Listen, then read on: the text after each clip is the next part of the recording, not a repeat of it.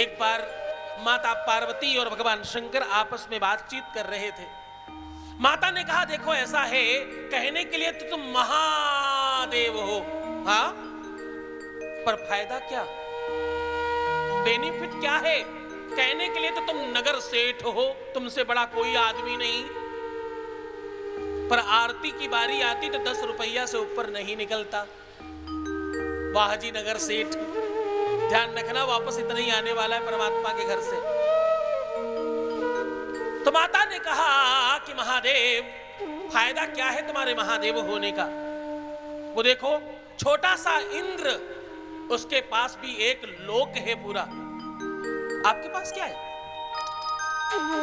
विष्णु के पास विष्णु लोक है, ब्रह्मा के पास ब्रह्मा लोक है, तुम्हारे पास क्या है महादेव?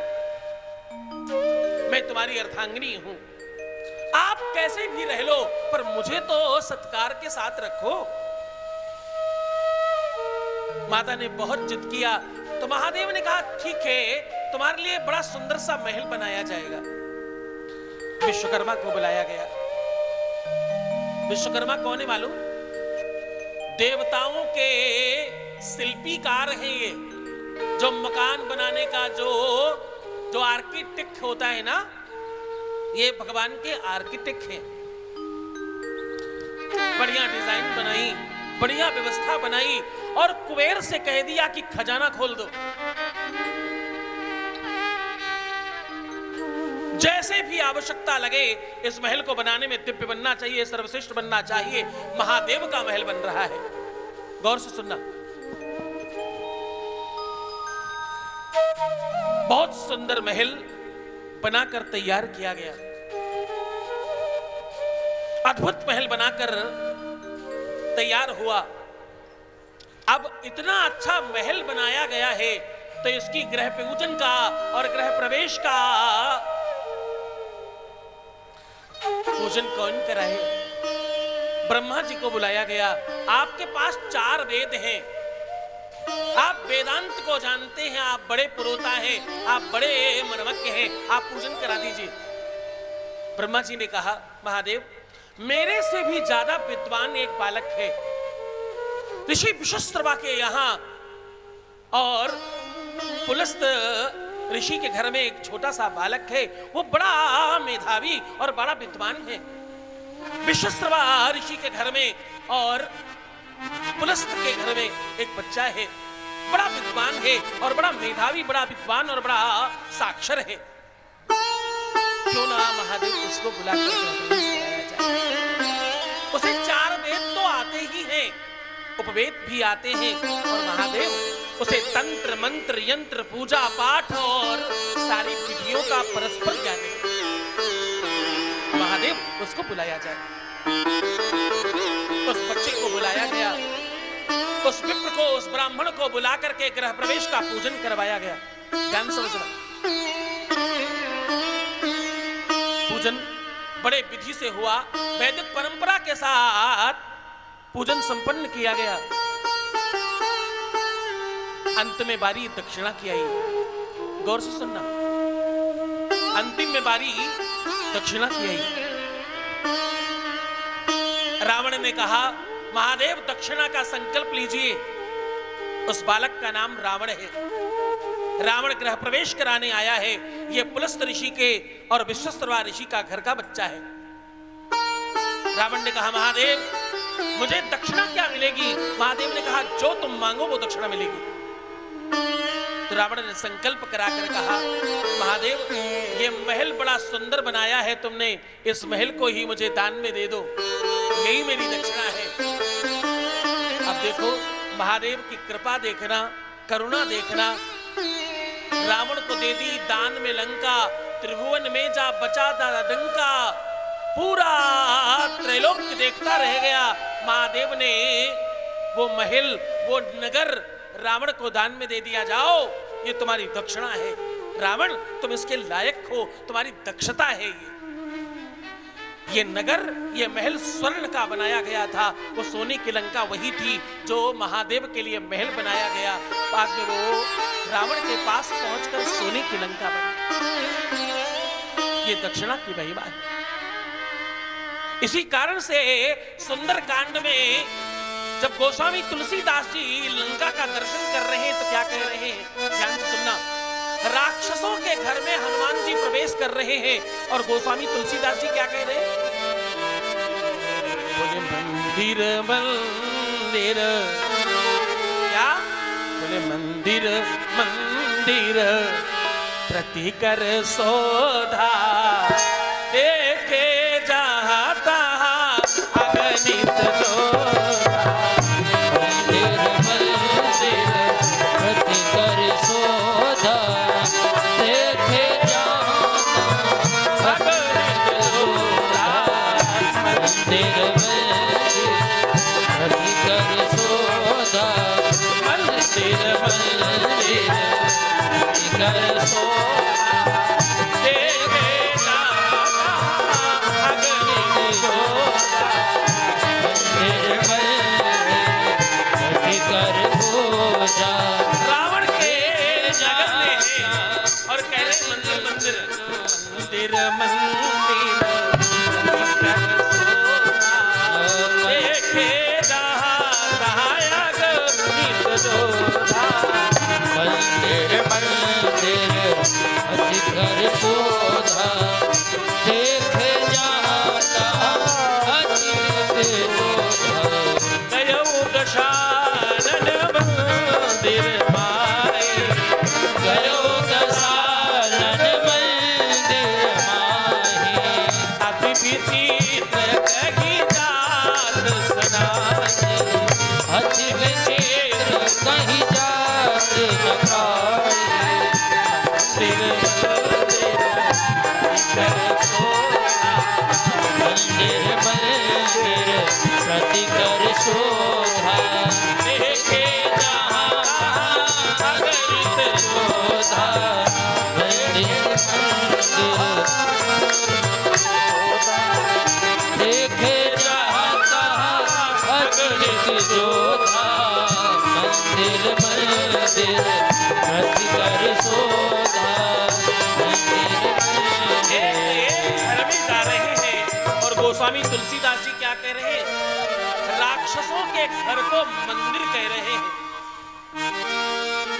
ये नहीं कहा एक एक घर में जाके हनुमान जी ने सीता को खोजा।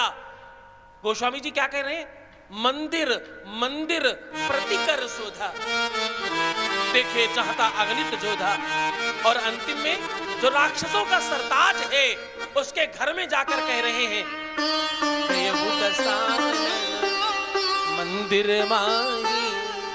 दशानन के मंदिर में गए तो ये घर मंदिर कैसे हुआ, इसलिए क्योंकि ये महादेव का महल है, इसलिए भक्तों के लिए वो मंदिर है। गोस्वामी तुलसीदास जी इसलिए इसे मंदिर कह के संबोधित करते हैं। आप गंभीरता से समझना। मैंने 2 दिनों में तुम्हें पूरा का पूरा प्रयास किया कि आपको वो समझा सकूं, वो बता सकूं जिससे आपके जीवन में परिवर्तन शुरू हो जाए। मैंने 2 दिनों में पहले आपको शिव महापुराण के लायक बनाया और प्रयास किया कि आप वो समझ सके कि आपके जीवन में भक्ति कैसे प्रवेश करेगी। एक बात पता ना, मैंने 2 दिनों में जो तुम्हें समझाया और जो बताया उसमें 2 महत्वपूर्ण बातें अभी और शेष बतानी है। जब तुम किसी मंदिर में जाते हो तो प्रसाद उधार के पैसे से चढ़ाना चाहिए अथवा नहीं? हाँ नहीं, हाँ जी ना जी। दूसरे के पैसे से प्रसाद नहीं चढ़ाया जाता। हाँ? तुम 3-3 घंटे बैठकर यहां पार्थिव शिवलिंग का निर्माण कर रहे हो।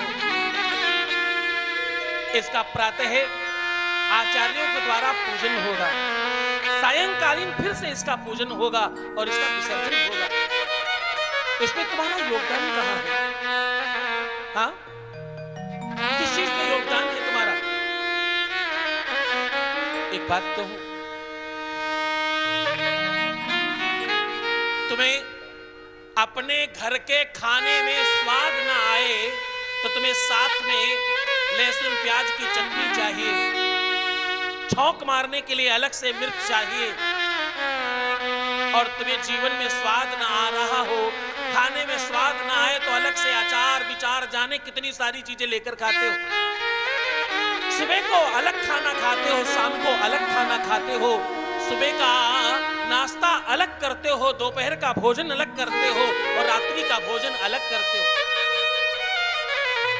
एक भी बार कुछ रिपीट हो जाए तो तुम्हारा मन खराब हो जाता है। कभी तुमने सोचा, कभी तुमने विचार किया कि तुम्हारे भगवान जी को तुम क्या खिलाते हो रोज? हाँ? तुम्हारा मन करता है अच्छा खाने को, परमात्मा को तुमने कितने वर्षों से, कितने जन्मों से भूखा रखा है अपने घर में। क्या खिलाते हो मालूम? बताया था ना, 80% लोग अपने घर के भगवान को चीनी खिलाकर पाल रहे हैं। चीनी के कुछ दाने रखकर भोग लगा देते, पूरा दिन उसी में चलेगा। और इस पर हंसना मत, शर्माना, लजा जाना इस पर अगर ऐसा करते हो तो। जो थोड़े और बड़े भगत हैं, बड़े भारी भगत जो अपने आप को मानते हैं, वो थोड़ा बहुत मिश्री या चिरौंजी के दाने भगवान को समर्पित कर देते हैं। तुमको दाल सब्जी रोटी चावल सलाद अचार विचार अलग से नमक और जाने क्या क्या और चाहिए, पर परमात्मा को चीनी मिश्री का दाना, थोड़ा सा इलायची दाना बहुत हो जाता है। वो इससे ज्यादा कुछ खा नहीं पाते ना, उनको तो इतने से काम चलता है। हाँ? तुम उनको बोलते हो ना, तुम्हें माता च पिता तुम्हें बंधु सखा तुम्हें विद्या द्रविणम तुम्हें सर्वम मम देव देवो। अरे तुम्हारी मम्मी, तुम्हारा बेटा, तुम्हारा भाई, तुम्हारी बहन 4 दिन से खाना ना खाए, 4 दाने चीनी के खाकर रह रहा हो, तुम्हें सांस आएगी क्या? सोच कर देखो, विचार करके देखो। वर्षों से तुमने 4-4 दाने चीनी के उनके सामने रखकर रखा है। कितने वर्षों से तुम्हारे घर के भगवान, तुम्हारे घर के इष्ट, तुम्हारे घर के पितर नाराज हैं और ऐसे ही बैठे। कहां से कल्याण होगा तुम्हारा? सोच कर देखो, विचार करो। तुम्हें तीनों टाइम अलग चाहिए, उनको एक समय देते हो और वो भी न जाने क्या, कुछ भी। और जो बहुत थोड़े ज्यादा बड़े भगत हो जाते हैं, आजकल वो लड्डू गोपाल के ऊपर बड़ी कृपा है संसारियों की। देखा दुनिया एक दूसरे की डलिया में लिए घूम रहे हैं। पड़ोसन ने रखा, हम रखेंगे भैया, हमको उन्होंने पीछे कहा इनसे, ये इतना बड़ा लाए हम इतना बड़ा ले आएंगे, लिए टांगे घूम रहे हैं। अरे साहब, परमात्मा तुम्हारे हृदय में बैठा है, परमात्मा के प्रति पहले श्रद्धा लाओ, उसके बाद टांग कर घूमना कोई बुरा नहीं है, अच्छा है। तुम्हारे घर के भगवान के कपड़े गिनकर बताओ कितने होंगे। तुम्हारे घर में जितने भगवान हो, लड्डू गोपाल को छोड़ देना, वो आजकल ट्रेंडिंग में है। उनको रंग बिरंगे 2-4 कपड़े मिल जाते हैं गलती से, दिखावे के चक्कर में। लड्डू गोपाल छोड़कर दूसरे भगवानों के कपड़ों की गिनती बताओ, उनका बिछावन बताओ, उनके भोजन की व्यवस्था बताओ और उनकी आरती पूजा की व्यवस्था बताओ। क्यों शर्म नहीं आती तुम्हें? जब दुकानदार कहता है तुम्हें घी पूजा के लिए चाहिए या खाने के लिए चाहिए, तुम कैसे बेशर्मों की तरह ये कह पाते हो कि मुझे पूजा के लिए सस्ता वाला घी चाहिए? हाँ? एक बार विचार तो करो, परमात्मा कितना घी खाएगा तुम्हारा? ज्यादा से ज्यादा महीने में 1-1 चम्मच रोज पिया तो अतिशय खर्च होगा तो 250 ग्राम, वो भी तुम्हें सस्ता वाला चाहिए। हाँ? चमड़ी वाला, और न जाने कौन सा वो घी के नाम पर क्या जला रहे हो तुम। तुम्हें सच में मांगते समय बिलपत्र चढ़ा हुआ चाहिए किसको? तो सब हाथ ऊपर। 4 आने का बिलपत्र चढ़ाने के नाम पर सबके मुंह नीचे। अरे बाप रे, ये भक्ति है? तुम मत सुनना कल से मेरी कथा, पर तुम सुधर गए अगर तो मेरे लिए बड़ा अच्छा होगा। आवश्यक नहीं है बहुत हजारों भेड़ होना, एक शेर होना जरूरी है। अगर तुम सीखने आए हो कथा में परिवर्तित होने आए हो तो ये तुम्हें समझना पड़ेगा, आईना देखना पड़ेगा तुमको। मैं आईना हूं, समाज का जवाबदेही है हमारी। अगर बुरा लगे तो सामने से हट जाओ, फर्क नहीं पड़ता। हमें आदत है कैमरे में कथा बोलने की, कोई ना हो। कोरोना टाइम में हम कैमरा को कथा सुनाते थे और कैमरे के पीछे करोड़ों लोग सुन रहे होते थे, कोई फर्क थोड़ी पड़ता है। हाँ, लेकिन तुम सोचो, मैं गलत कह रहा हूं तो मुझे गालियां दो, मैं स्वीकार करूंगा। मैं तुमसे छोटा हूं, बिल्कुल नन्हा समझकर मुझे 1,00,000 गालियां देना, मैं मुस्कुरा कर सुनूंगा तुम्हारी, पर गलत साबित करने के बाद, पहले नहीं। हाँ, तुम देशी घी सस्ता खरीद कर, अरे मत जलाओ ना यार। कौन कहता है साहब कि तुम्हें देशी घी जलाना आवश्यक है, पर जलाना तो शुद्ध जलाना। अपने से अच्छा दुकानदार को जवाब दो कि मुझे खाने से भी ज्यादा अच्छा वाला तेरे पास जो हो वो देना, मेरे मालिक के लिए, मेरे परमात्मा के लिए, मेरे ईश्वर के लिए ले जा रहा हूं। हाँ, ऐसा कर पाओ तो तुम भगत हो, परमात्मा क्यों न सुनेगा तुम्हारी। हाँ, बड़े बड़े भारी भारी भगत कंठी माला लटका के घूम रहे हैं, लड्डू गोपाल लटका के घूम रहे हैं, पर उनसे पूछो सेवा क्या है, वो अतिशय दया निधान हो जाते हैं जब भगत तो एक छोटी सी गिलसिया में भगवान को दूध पिला देते हैं। छोटे हैं ना, दूध ही पीते। तुम्हारा बच्चा 1 लीटर दूध पीता है रोज का, एक गिलसिया में दूध रख दिया। अरे कलयुग के लोगों, वो पीते तो नहीं, तुम लीटर भी रखोगे तो भी वापस तुम्हारे पास ही आ जाएगा। प्रसाद में तुमको ही मिलने वाला है, तुम्हारा भाव बढ़ेगा। अगर तुम इस प्रकार कर पाए तो परमात्मा से संबंध बन जाएगा, रिश्ता तुम्हारा मजबूत हो जाएगा। तो तुम वो पा पाओगे जो तुम लेने आए हो। तुम पार्थिव शिवलिंग निर्माण कर रहे हो और वो भी महापुराण में बैठकर, इससे बड़ा पुण्य कोई और है नहीं। लेकिन इस पुण्य की कीमत चुका कर जाना, वरना कर्जदार हो जाओगे। ये एक पद्धति है, धर्म को धर्म से किया जाता है और धर्म धर्म से होता है। पुराने लोग अपने बेटियों के घर जाकर के कुछ भी खाया पिया नहीं करते, क्यों? कहते दान दिया है, अब लेंगे थोड़ी वापस। हाँ, हमने दिया है, लेंगे नहीं। पर तुम बाकी जगहों पे गलती कर जाते हो। हाँ, क्योंकि दान देने वाले दान लेते नहीं। तुम अगर कभी दान देने की इच्छा रखते हो, वैसे तो हर बार देना चाहिए, बार बार देना चाहिए, 1000 बार देना चाहिए। दान देने वाले दान लेते नहीं। क्या? दान देने वाले दान लेते नहीं, लेते नहीं, देते नहीं। जो लेते हैं वो दान देते नहीं। जो दान देने वाले दान देते नहीं,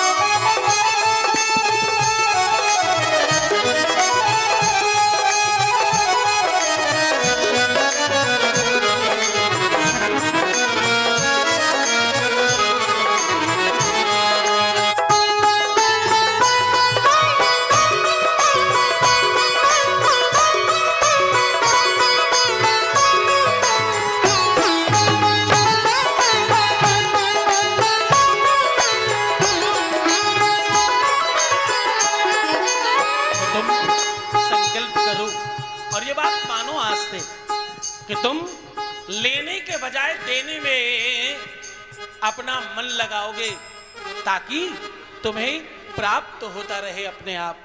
जो तुम सांसारिक रूप में देते हो वो तुम्हें आध्यात्मिक रूप में वापस मिलता है। तुम क्या करते हो?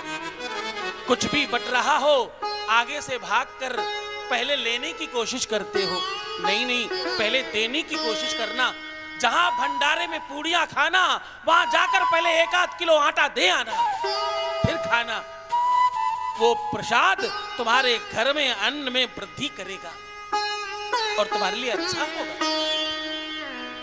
जब भी तुम्हें कुछ लेने की आवश्यकता पड़े, उसको देने की परंपरा में डालना, फिर लेना। आप देखना परिवर्तित हो जाओगे। लेना और देना, ये जीवन के दो ऐसे लक्षण हैं जिनसे तुम्हारा जीवन बनता है और पनपता है। अगर तुमने अधिक ले लिया तो जीवन में किसी न किसी दूसरे रूप में देना पड़ेगा।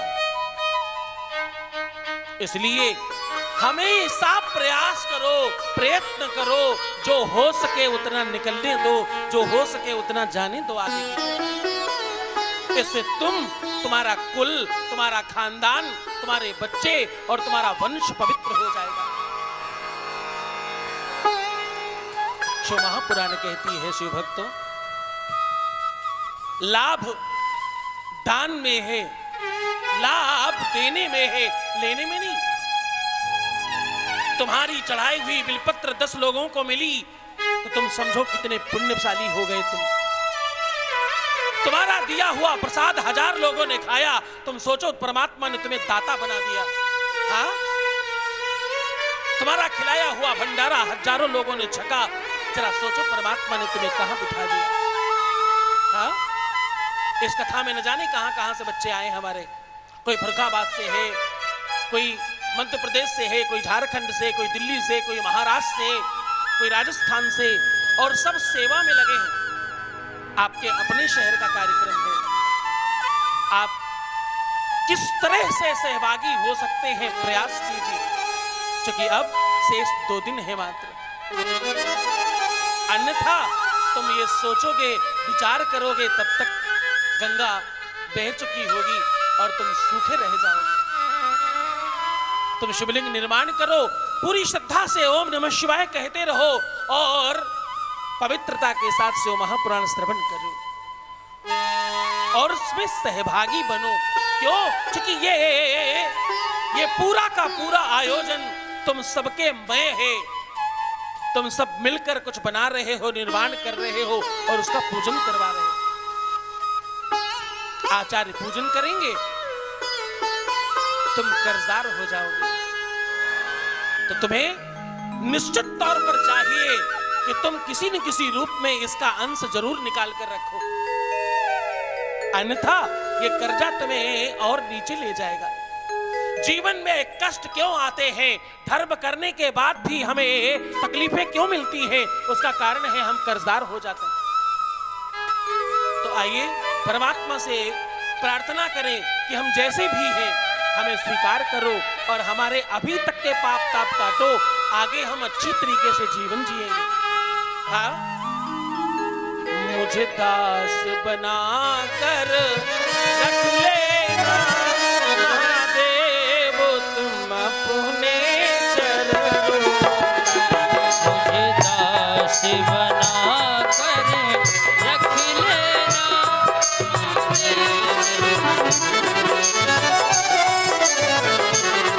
मुझे दास बना कर रख लेना, मुझे दास बना कर रख लेना।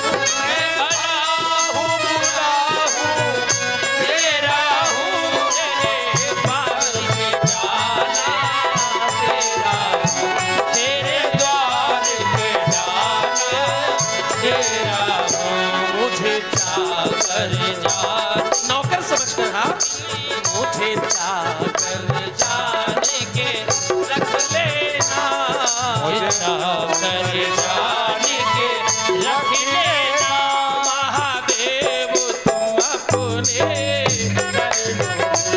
मुझे जाकर जाने के रख लेना महादेव तो अपने चरणों में मुझे दास बनाकर रख लेना महादेव तो अपने चरणों में मुझे दास बनाकर रख लेना महादेव तू अपने चरणों में महादेव तो अपने चरणों में महादेव तू अपने चरणों में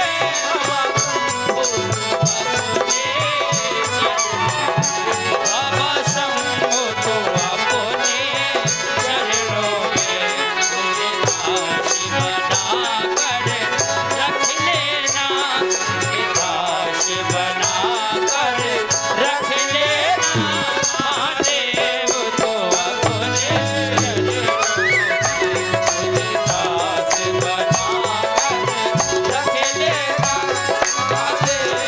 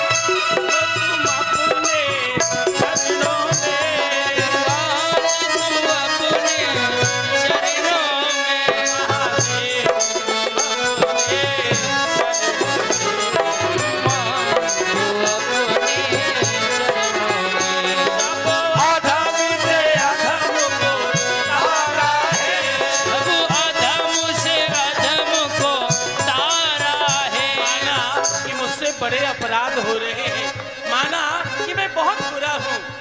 जब अधम से अधम को तारा है, जब अधम से अधम को तारा है उसमें नाम हमारा, उसमें ही नाम हमारा है उसमें नाम हमारा, उसमें ही नाम हमारा है हार समझ कर रख लेना मुझे हार समझ कर रख लेना महादेव तो चरणों महादेव समझ कर रख लेना महादेव तो अपने चरणों में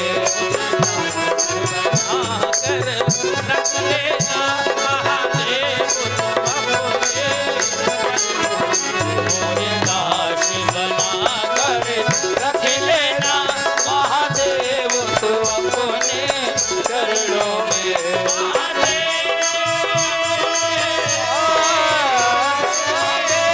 तू अपने चरणों में महादेव तो अपने चरणों में महादेव तू अपने चरणों में मुझे दास बनाकर रख लेना महादेव तो अपने चरणों में मुझे दास बनाकर रख लेना महादेव तू अपने चरणों में मुझे दास बनाकर रख लेना महादेव तो अपने चरणों में मुझे दास बना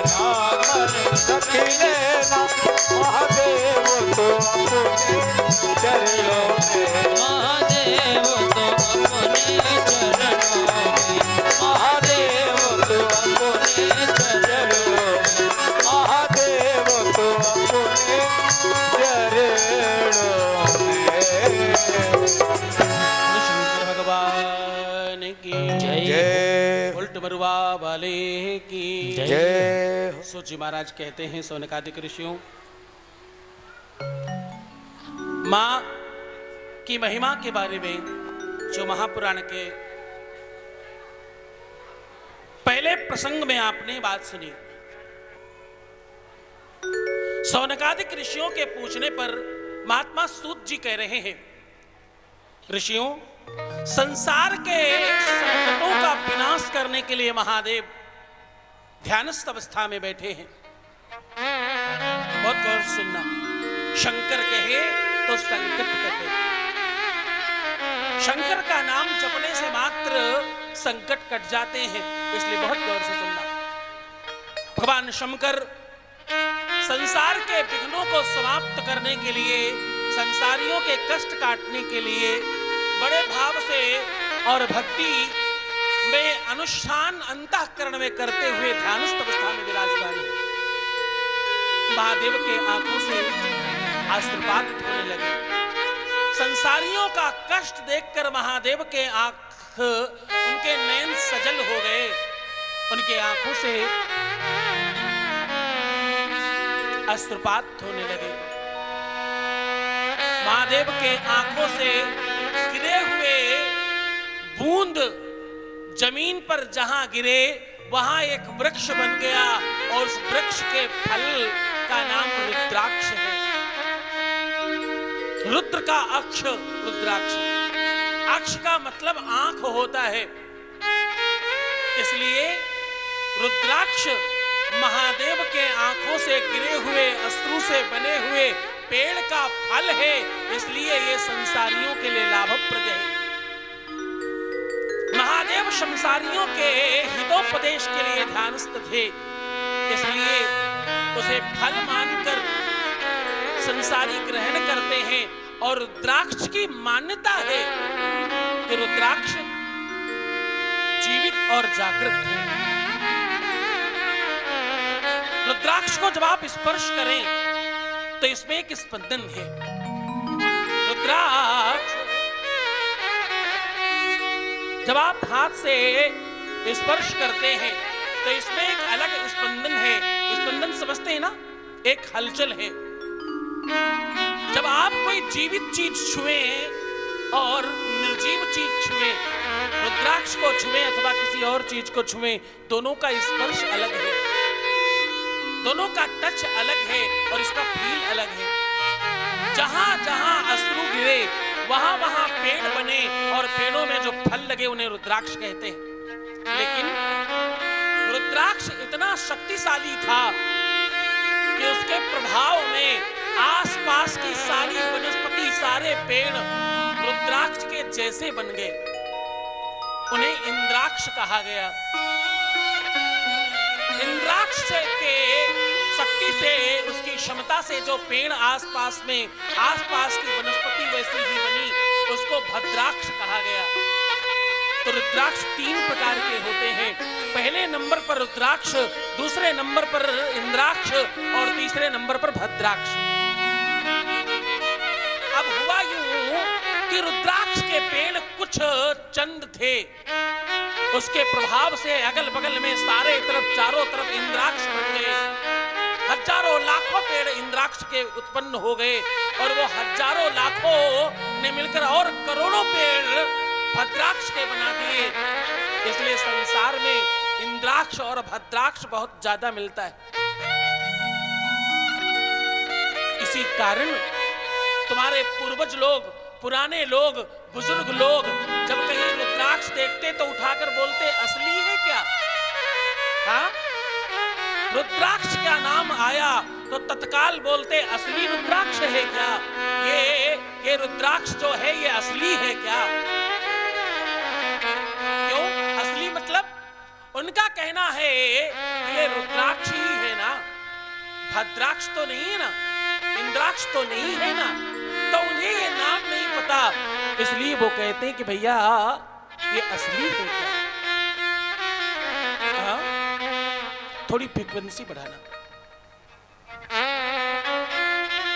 तो इंद्राक्ष और भद्राक्ष बहुत ज्यादा हैं और खूब आसानी से मिल जाते हैं, लेकिन वो प्रभावकर नहीं हैं।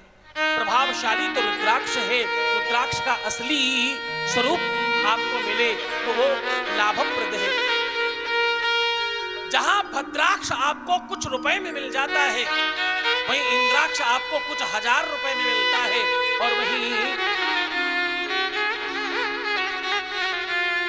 अगर रुद्राक्ष लेने जाओ तो वो आपको और ज्यादा धन खर्च करवाता है।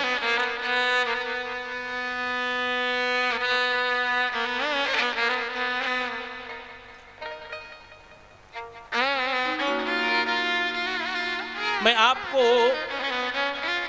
कुछ महत्वपूर्ण चीजें बता रहा हूं रुद्राक्ष के बारे में, वो आप जरूर जानें और समझें। शिव महापुराण में बैठे और रुद्राक्ष का परिचय न जान पाए तो शिव महापुराण सुनने का लाभ नहीं, क्योंकि शिव महापुराण तो एक भी दिन सुनी जाए और रुद्राक्ष कंठ में डालकर सुना जाए तो उसका फल उसी दिन मिल जाता है।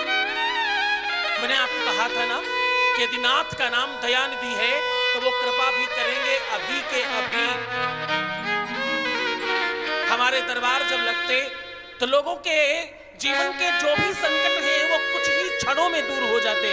तो उसका कारण ये रुद्राक्ष है। एक मुखी रुद्राक्ष से लेकर 24 मुखी रुद्राक्ष तक संसार में उपलब्ध है। एक मुखी, 17 मुखी, 18, 19 और 22 और 24 मुखी रुद्राक्ष राजयोग कारक है। ये रुद्राक्ष जिसको मिल जाए उसको राजा बनने से परमात्मा की शक्तियों के अलावा कोई रोक नहीं सकता। 6 मुखी, 7 मुखी, 8 मुखी विद्यार्थियों के लिए बड़ा लाभप्रद रहता है। 3 मुखी, 4 मुखी धर्म और अध्यात्म के लिए अच्छा है। 2 मुखी सांसारिक और पारिवारिक जीवन के लिए अच्छा है। 9 मुखी, 10 मुखी, 11 मुखी, 12 मुखी, 13 मुखी ये व्यापारियों के लिए बहुत अच्छा है। अलग अलग व्यापार के आधार पर मैं आपको एक बात कहूं, रुद्राक्ष की महिमा इतनी ज्यादा है कि इसे 7 दिन तक भी मैं कहूं तो कम पड़ जाएगा। मैंने रामेश्वरम ज्योतिर्लिंग में बैठकर रुद्राक्ष शिव महापुराण सुनाई, उसमें इस रुद्राक्ष के बारे में ही सारी बातें बताई। ये रुद्राक्ष का पहला परिचय कि जब आप इसे स्पर्श करें तो ये चुभता नहीं है, अच्छा लगता है। रुद्राक्ष का ये हमारे यहाँ बना बनाया एक रुद्राक्ष आपको प्राप्त हो जाता है। ये इस रुद्राक्ष में खासियत ये है कि इसमें मैंने अलग अलग दोनों तरफ रोज कॉट्स एक ऐसा पत्थर लगाया है जिससे इसकी एनर्जी और पावर और बढ़ जाए। ये पत्थर मूंगा और पुखराज और डायमंड से ज्यादा महंगा है। और ये जो रुद्राक्ष है, असली रुद्राक्ष लाख रुपए में भी मिले तो सस्ता माना जाता है, असली हो तो। भगवान के आंखों के अश्रु से बने हुए वृक्ष के फल वाला रुद्राक्ष अगर मिले तो लाखों रुपए में भी सस्ता है। पर ये आपको बहुत थोड़े चंद पैसों में, कुछ 1001 रुपए में आपको ये बना बनाया अवेलेबल मिल जाता है। इस रुद्राक्ष को कंठ में डाले हुए व्यक्ति हमारे यहाँ आपके आसपास बैठे कई बच्चे ऐसे हैं जिन्होंने अगर ये कंठ में डाला है तो एक्सीडेंट होते हुए भी पूरी गाड़ी चकनाचूर हो गई, उन्हें खरोच तक नहीं आई। ये इसका प्रभाव है। देश की पूर्व मुख्यमंत्री महिला आप जानते होंगे इंदिरा गांधी के बारे में। उन्होंने जब तक कंठ में रुद्राक्ष पहने रखा उन पर आक्रमण न हो सका। रुद्राक्ष रखकर अंदर चली आई तो उनके ऊपर गोलियों की बरसात हो गई। लेकिन कब? जब रुद्राक्ष गले में नहीं था तब, अन्यथा ये हो नहीं सकता।